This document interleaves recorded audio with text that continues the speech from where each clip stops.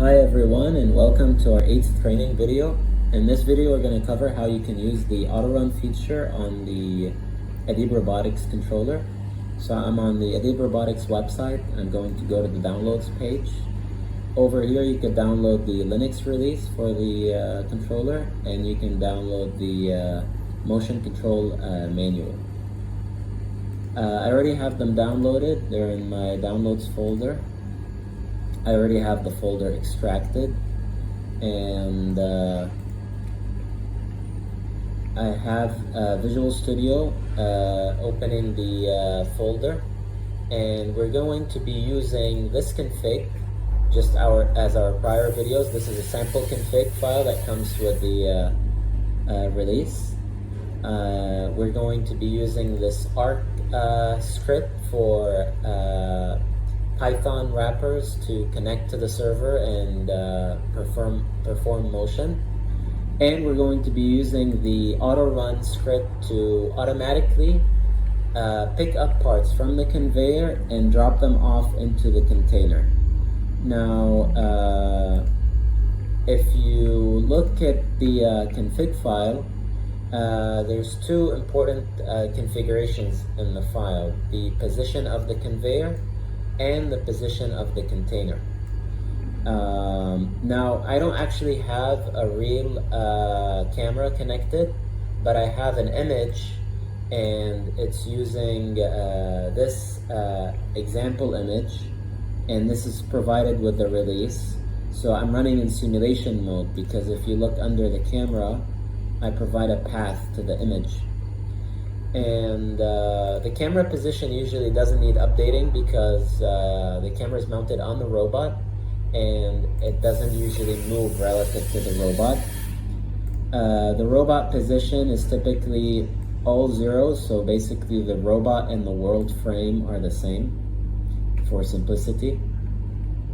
Now, the firmware will keep track of the position and next position to drop off the part at, because it knows the size of the box and the size of the part, and it knows how much spacing to include in between.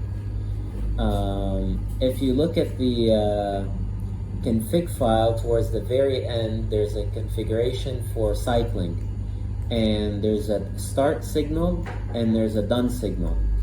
The start signal indicates that there's a new empty box to fill out, or there's a new completely filled up box to empty, because we support two types of motion: conveyor to container or container to conveyor, for cycling, for automatic cycling feature, if you want to use this simple API. And it will output a done signal once it's done, a rising edge, a pulse. So now, one thing I changed in the config file is the wait for the, in the Python script, is the wait for the start signal.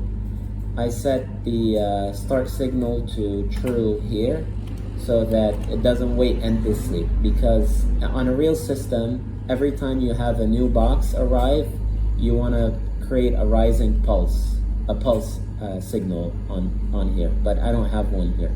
So in this terminal, I'm in the root folder, and I'm going to launch the controller as such. You need to pass it a config, and here I'm inside the Python scripts folder, and I'm going to launch the Autorun script as such.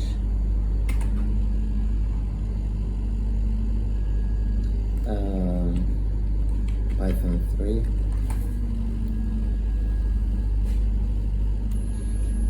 And you can see the motor is cycling. So now it's moving as though there's a robot picking up parts from the conveyor with conveyor tracking and everything, and dropping them off onto the container.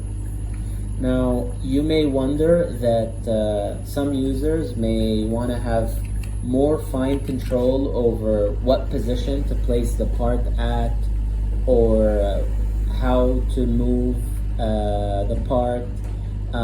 That's all possible with the API that we support. We have a lot of APIs here and you can do custom motion or whatever you want.